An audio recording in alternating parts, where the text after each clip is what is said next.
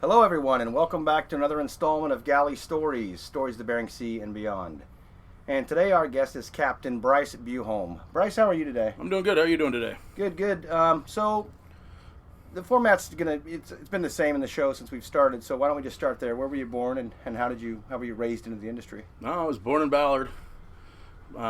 Fourth generation crab fisherman. Family goes back about 9 generations total, back to Norway. Started salmon packing when I was 6 years old, and cod fishing when I was 16, and crab fishing when I was 17, and just got raised right into it. Born and raised. Did my first trip on a boat when I was 5 weeks old. Okay. My dad said I cried and cried and cried until the engines fired up and the boat started rolling around, and he knew I was cursed at that point. Yeah. They actually had me in the drawer. They actually put me in the drawer in my stateroom to sleep. Now, were your parents both on the boat at that time, or? Yeah. Okay, so your dad owned the boat and operated it? Or? Yep. No, he owned a boat called the American Viking that him and his grandfather built. I know that name. The American Lady. It's right over there. It's called the American Lady now. Oh yeah. No, it was. Did she have another name in between then? It was only the American Viking, and then when the Shelfords bought it, they changed it to the American Lady. American Lady. Okay. Shelford family, Mike and those guys. Yeah. Okay. Yeah, that boat was in our family from 1972 to 2002. Long time. So, how did you? So, you obviously started very, very young. Your dad, did he know right away? I mean, oh, he fought like tooth and nail for me not to be a fisherman. He made my life so miserable. He didn't want me being one. he's still running around in the water. No, his boat's the Shellfish right there. He just got in a couple days ago. It's a good-looking boat.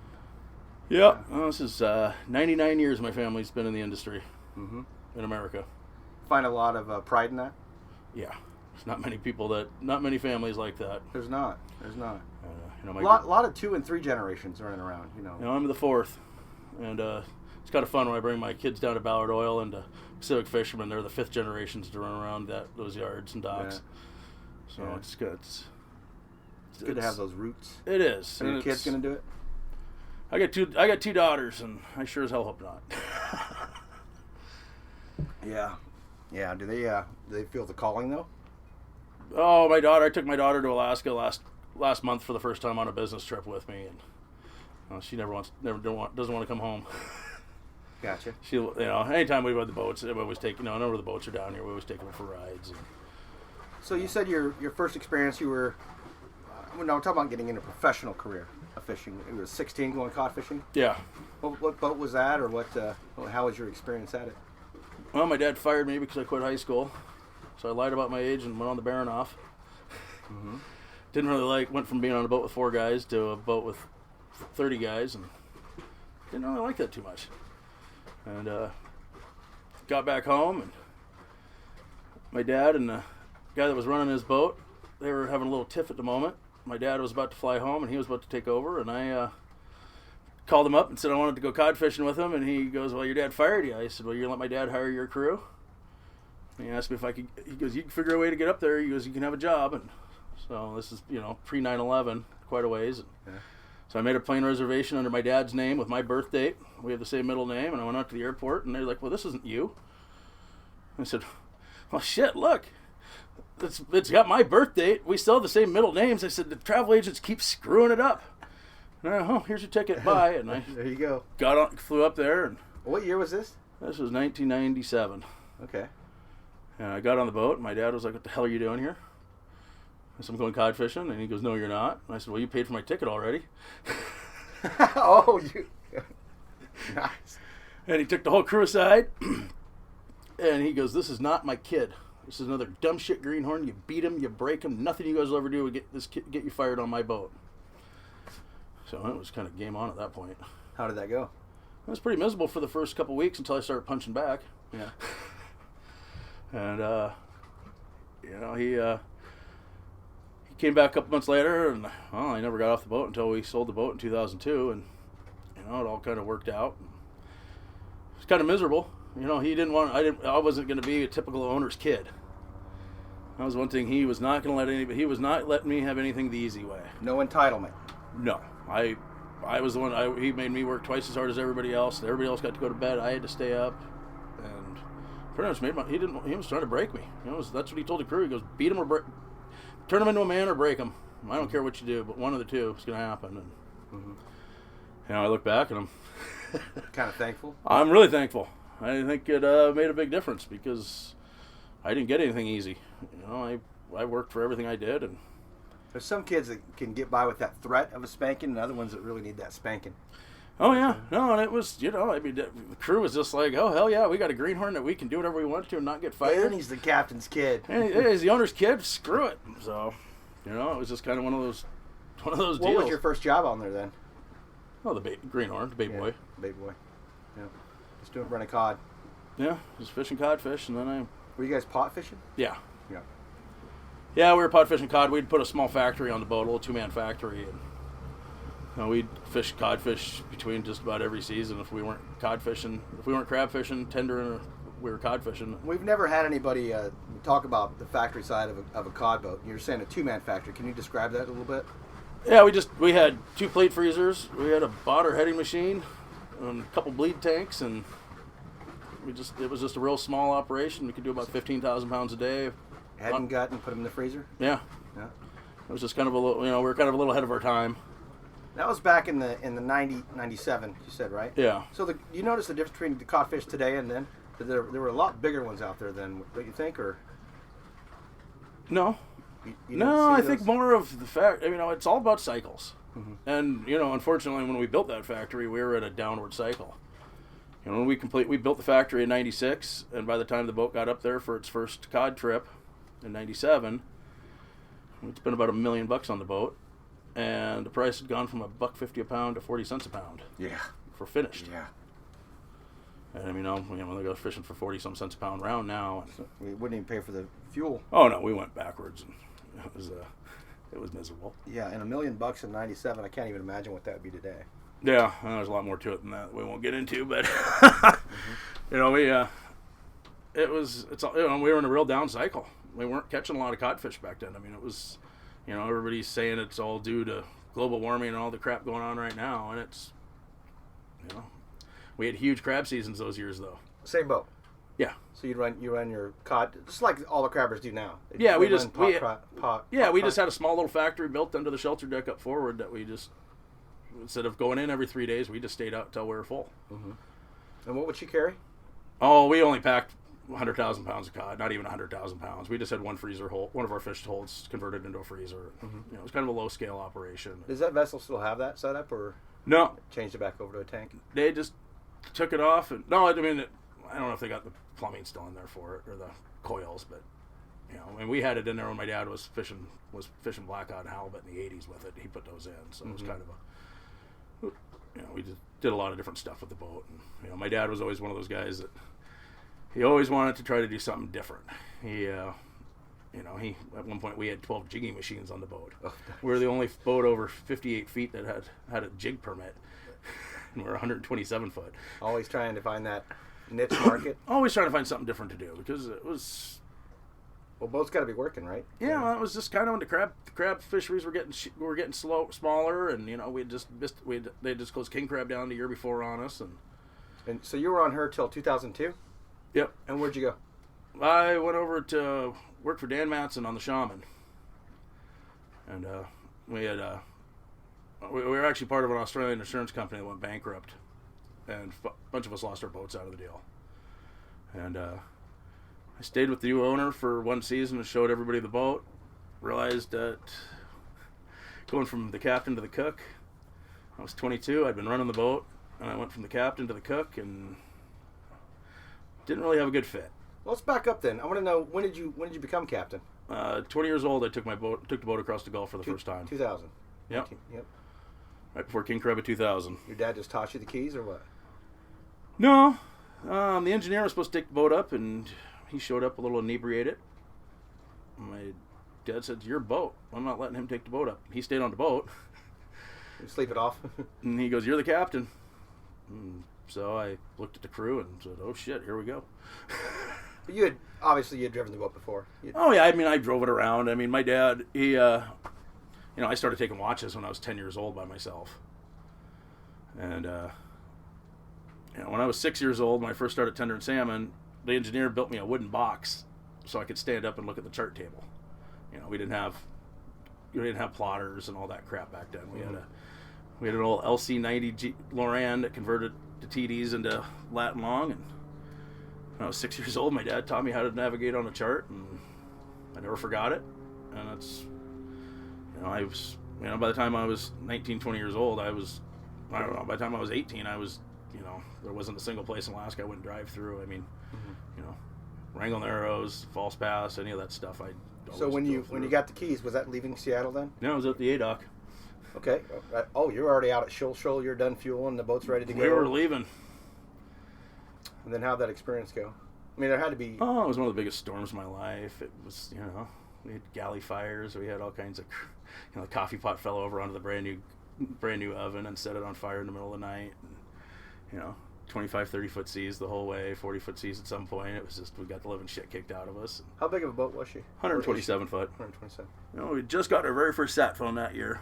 I remember I called my dad. How many times did you call him on the way? My dad called me one time and he told him what was going on. And it was blowing north 80. And he goes, it's not much fun when your daddy's not there, is it? He goes, this thing's too expensive to bullshit on. Call me tomorrow and check in. Bye. And hung up on me. But that was kind of his way. Throw me into the fire. Mm-hmm. It was just his way of doing it. And, to be honest, I'm thankful every day the way he did it, because... Sound like it started pretty young.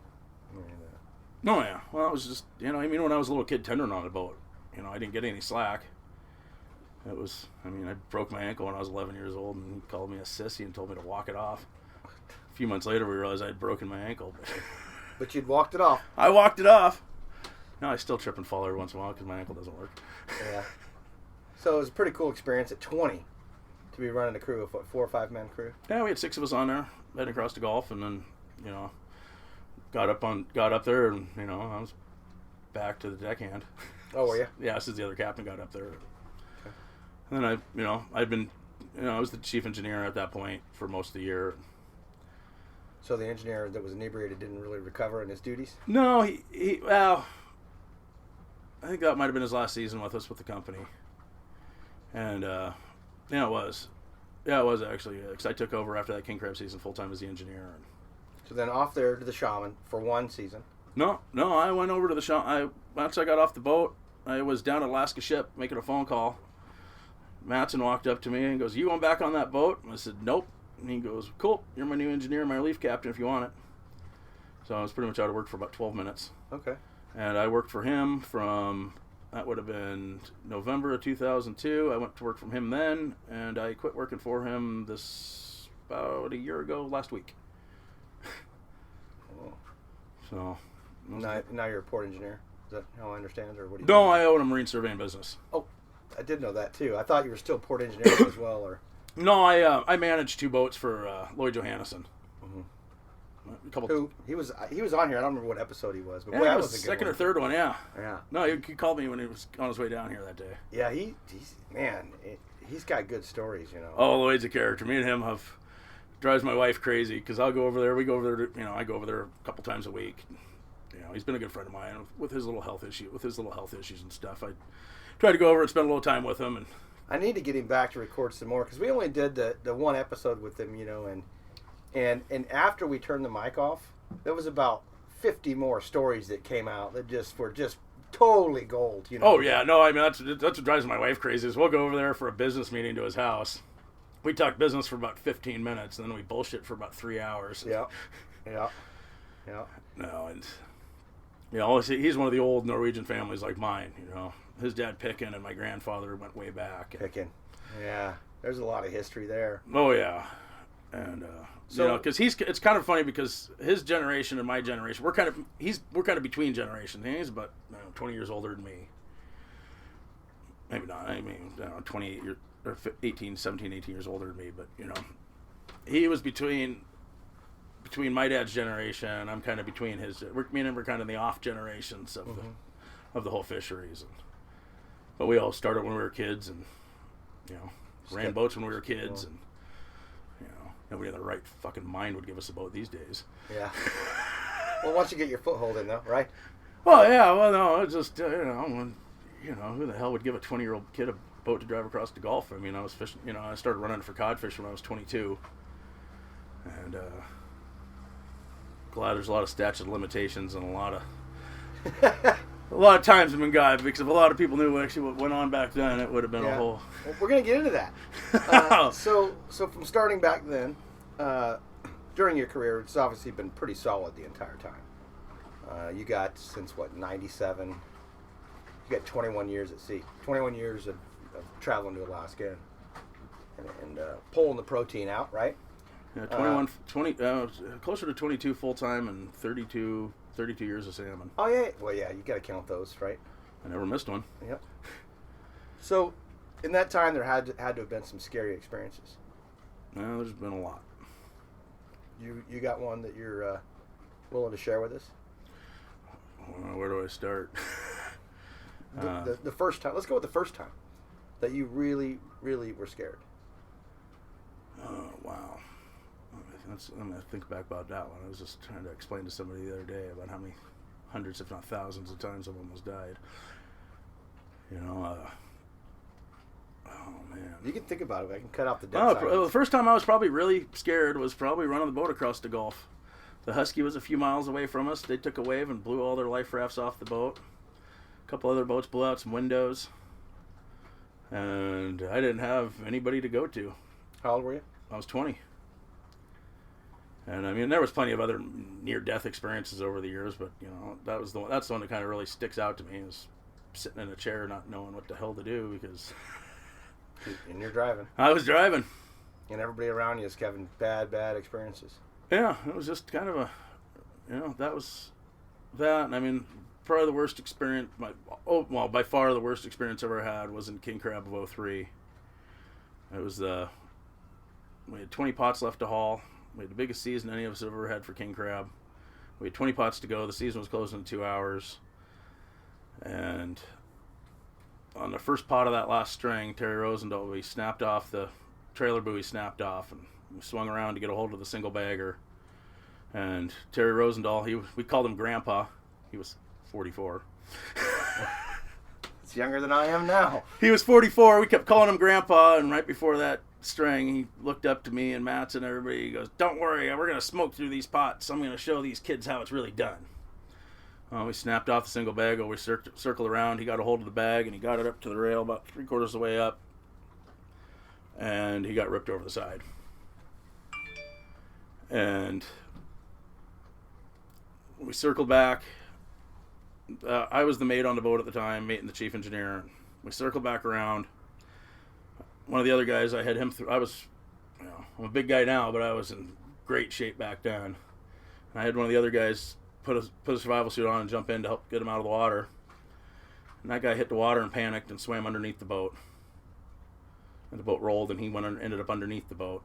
And me and Matson both went running for the wheelhouse, and he threw it in reverse and keel hauled the guy all the way back out. I threw a survival suit 3/4 of the way on and dove off the bow and swam out to Terry, and he looked at me, and all I got out of him was, "You got me," and his eyes rolled back in his head, and he died in my arms. And it was the third son his mother had lost to the ocean in 5 years. And they went in another boat close by. We got the other guy out of the water in the survival suit, and at that point we had 3 of us were in the water, which is that's the thing.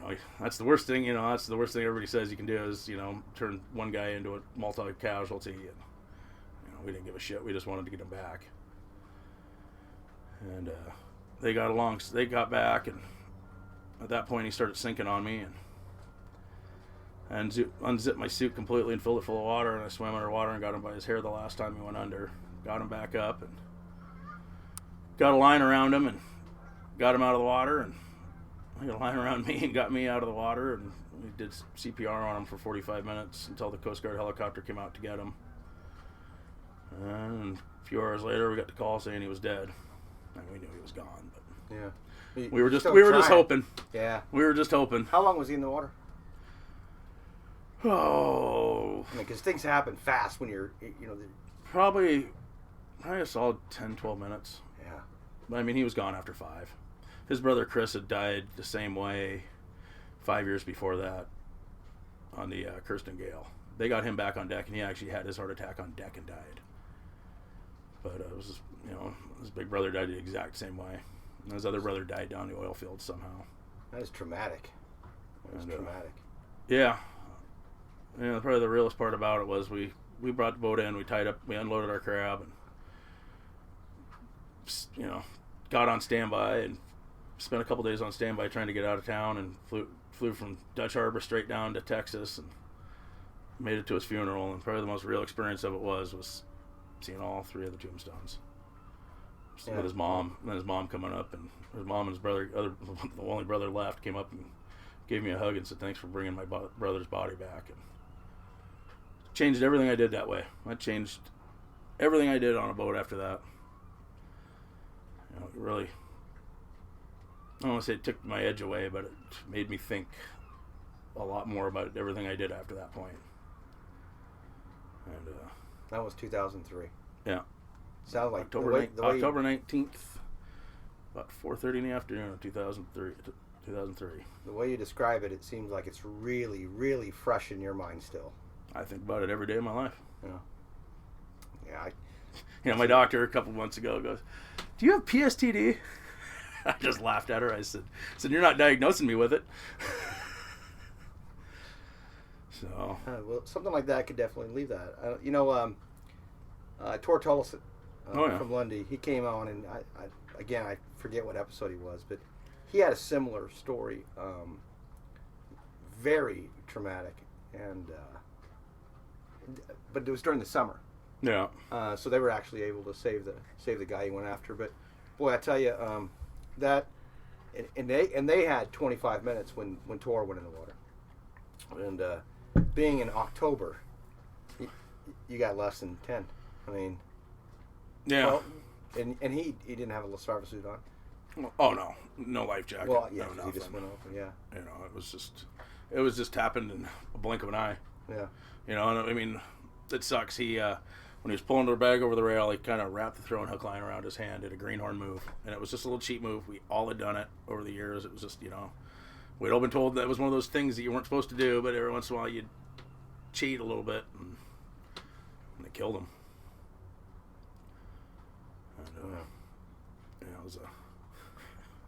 It's something I wouldn't wish on my worst enemy. No.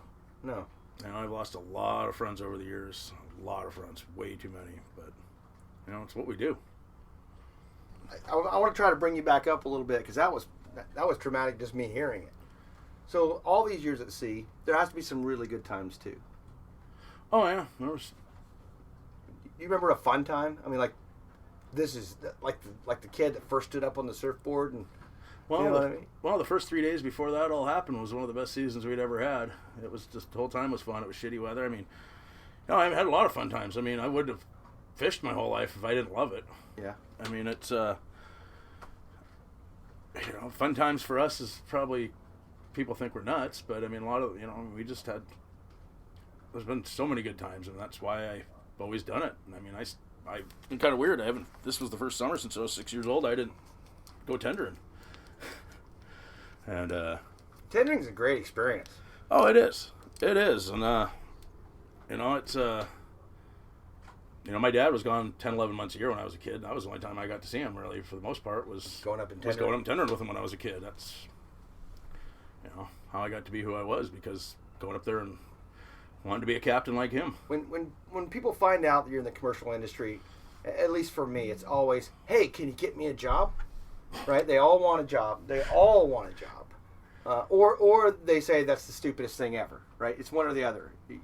Or I thought about doing it, but I decided not to do it. Right. I know I could do it. But. Well, a lot of my friends, at least, are like, "Hey, can you get me a job?" My immediate response is tendering. I'll get you on a tender boat. I'll hook you up with one of my buddies, and like Blakely Benson. Yeah, that's what I try to. And everybody's like, "Oh, I can do it." And it's 90% mental. That's what people don't understand. Yes, I mean, granted, it's one of the most grueling physical jobs. It's just a nightmare. I mean, you don't sleep, you don't eat. The reason I suggest putting them on a tender first is because it's close enough to land, they can dump them back off if they fail, right? Oh, yeah. And some people are just not built to be on a boat. They think they are. In their head, they are 100%. "Oh, yeah, I've been out skiing. I've been, we slept on a boat one time." Oh, I go out fishing in Puget Sound. I don't get seasick. Yeah. So at least if you put them on a tender, they're pretty close to land where if it's just going to be a miserable failure, you can get them back off right away. Yeah, I have a hard time giving people jobs anymore that I don't know, or that I do know. Because one, it's kind of a slippery slope. It's kind of a fine line because you don't want to lose your friend over it. You don't want to sit there and say, "Oh no, you're too big of a sissy to go out to sea," even though they think they're the toughest bastard in the world, even though they're not. Yeah. But then you get some of the guys that, don't look it. They just look like some big, fat, overweight slob that you get guys like that out on deck. And some of those guys are the toughest bastards you could ever meet in your life. They're the kind of like the, I don't know, what do you call those cars? Those Jalopy? No, the sleepers. You get some old piece of shit car with some big ass engine in it that smokes everybody. Oh yeah. And I've seen those guys. I saw the farm truck against the Aston Martin or something. Exactly. And you see you get some of these guys. And don't get me wrong, I love all of our veterans. I really do. I have the utmost respect for anybody that's ever put a uniform on. But I've also seen these guys come out of there, and think that they're the toughest, baddest people in the world, and they come out on a crab deck with us, and they're like, "How do you guys do this?" Granted, I'm broken and couldn't go on deck anymore, and myself anymore because I'm a broken old man. But he keeps saying "old man." He's a young man here, guys. I just feel old. That's what happens when you beat the shit out of yourself. I kind of figure with fishermen we age in dog years. So instead of being 40, I kind of feel like I should be about 80. So I started going up in '92, which would have been 5 years before you started going up. Totally different avenue, but yeah, Alaska is a beautiful place to go, and a beautiful place to spend a lot of time at.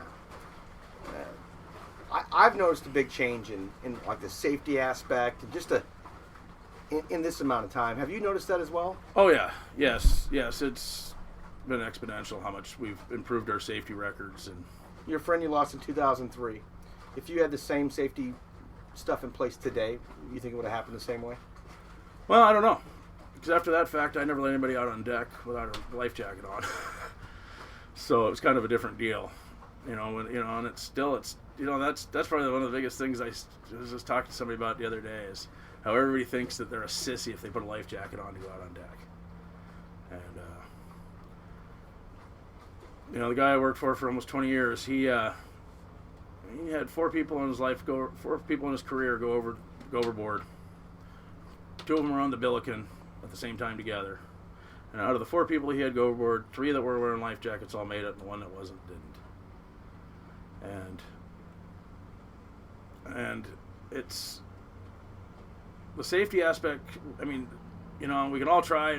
Hell, 2 years ago, we went a full business year without a single fatality in the industry for the first time in history. Mm-hmm. And then last year, we lost 10, 12 guys. Yeah, it was a bad year. And, this year alone, we've already lost 4 or 5 guys have already been killed this year. And you can do all the safety training in the world, but nothing ever prepares you for when something bad happens. It helps you. It helps for everybody to know their positions and know what to do and where to be. But the hardest part about doing all the safety drills and stuff is when you're doing drills, one of those guys isn't going to be on the boat. Right. Yeah. That's what I always try to. When I do my drills, I always would take one guy off and say, "Boom, you're dead. You're in the water." Everybody else has to do it. I think nowadays you don't really see anybody on a deck without a life vest on. You'd be surprised. Do you really? Oh, you'd be surprised. A lot of the company boats like Trident and stuff, it's all mandatory. Yeah. But still, a lot of the independent boats, guys don't want to be called a sissy, and it's a big ego thing. And the thing is when you get in that kind of temperature water, it doesn't matter how strong you are. The water's going to do it. The temperature's going to do it. Everybody comes up with every bullshit excuse. Oh, I can't work like this. I'm not mobile enough. It's more dangerous to have it on than have it off. Mustang makes some amazing ones. there's jackets that keep you warm that actually float. I know. And then somebody goes, "Oh, they'd make me too hot." And I've heard every bullshit excuse there is, and it's like. So are you one of those guys that if you're on my deck, you got one on, and that's it? Yeah, tendering we don't. But I haven't. It's been about 4 years since I hauled any gear. Where are you tendering it? You in Bristol Bay when you were tendering? I've tendered every pretty much everywhere. Have you been to Chignik? Oh yeah. That's my favorite place in Alaska. Oh yeah, my family started tendering out of Chignik in the early '60s, and I got a lot of really, really good friends in Chignik. Get nice halibut there. Oh yeah, Chignik's a very special place in my family, with my family and all the families there. Yeah. Hell, I got chicken pox from one of the Carlson kids. Oh god, they're still running around. Oh yeah, no, I talked to them With all. Dale and Ernie and It was Ernie's kid, Ernie's daughter. And no, I just talked to Ernie a few weeks ago. I keep in contact with all those families. Ernie is one of those guys you look at and you think he could just destroy you. I mean, he's just got that look to him. Well, he's a sweetheart. I mean, probably shouldn't say that too much, but he's a tough bastard, but he's a sweetheart too. My dad's always called him the bear. Yeah.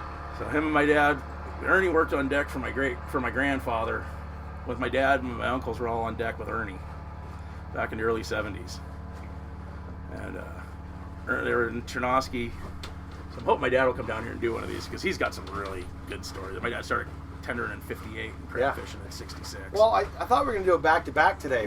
I was trying to get him down here, but he just had too much stuff to do, and he would like to do one later on with you. But he was telling me when they were down in Chernosky, on the south side of Dutch there. Ernie went and wrestled a seal and brought it back to the boat with him. They had a pet seal on the deck of the boat for a couple of weeks. They fed him. And cool. How cool. A few years back, Ernie saw a juvenile bear going into the bushes outside the airport in Chignik. He went running in there, wrestled some 200-pound juvenile bear, put a line around his neck, and there's pictures of him walking around town with a bear lying around Ernie? his neck. Oh, yeah. Oh, yeah. Yeah.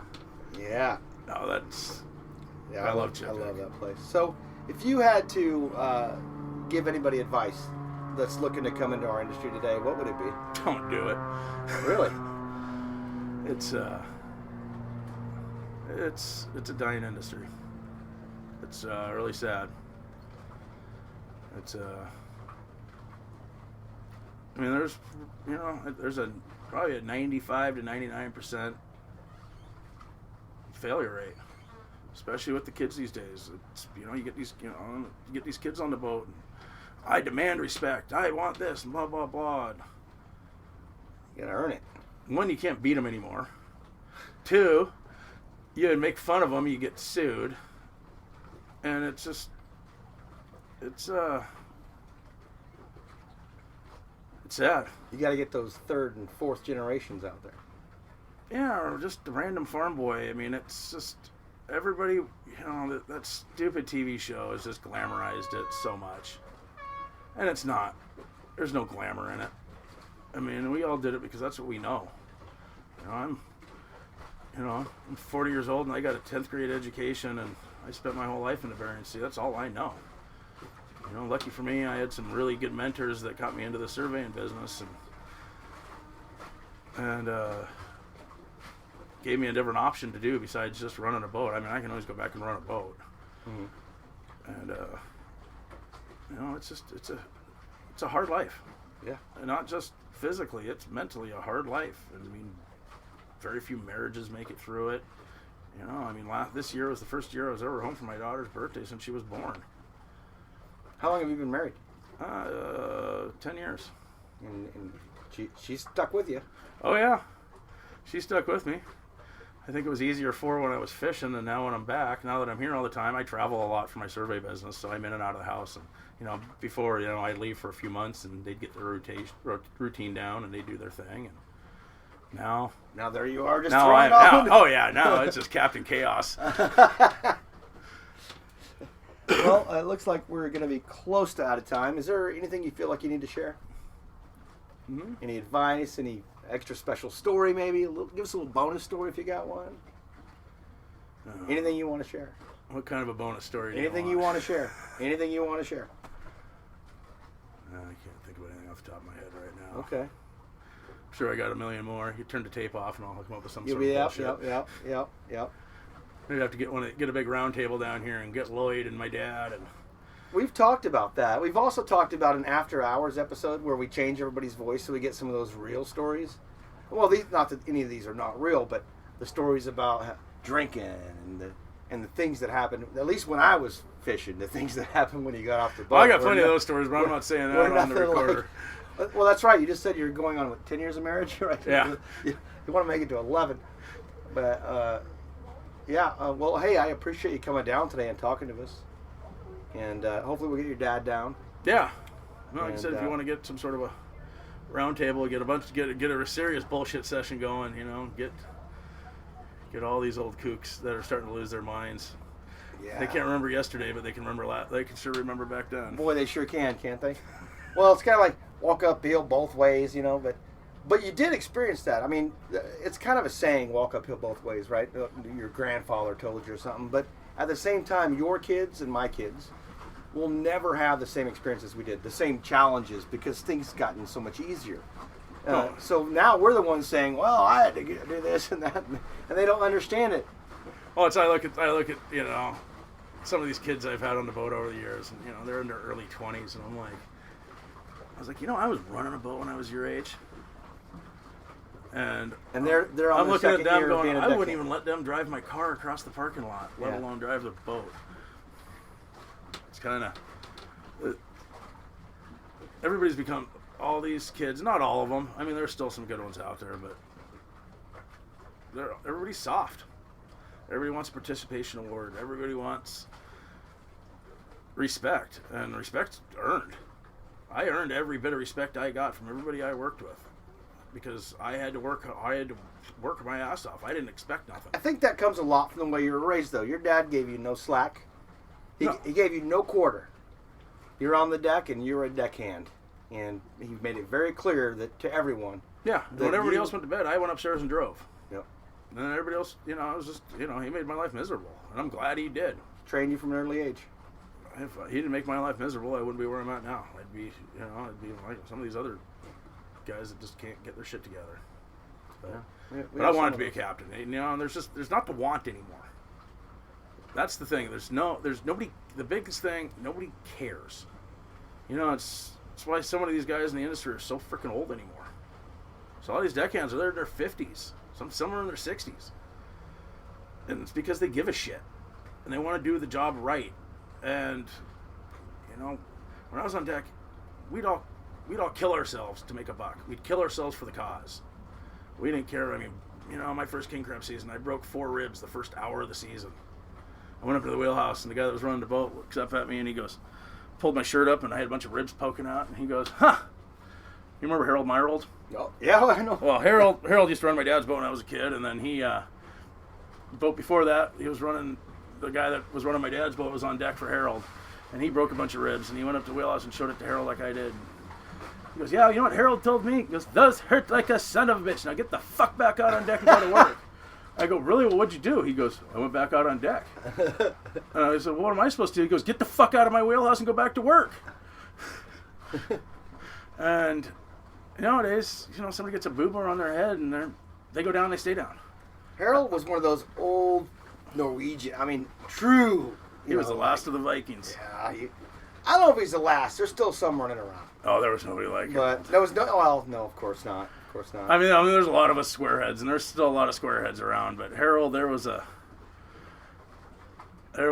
a different breed. He was one of I had a girl tell me that he's the only person that she ever felt like sexually assaulted her, and she was okay with it, because he'd walk up and give her a big hug, maybe grab her butt, right? Oh yeah. And this is in today's modern age, and this was not even 2 years before he was diagnosed with cancer.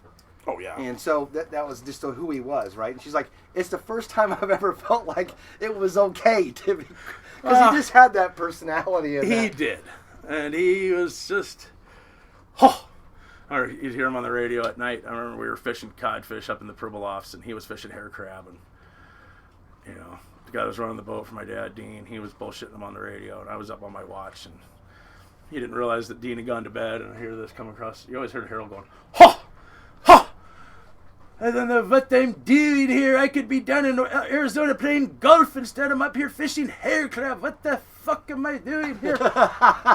And I'm like, he just random, you'd hear come across the radio.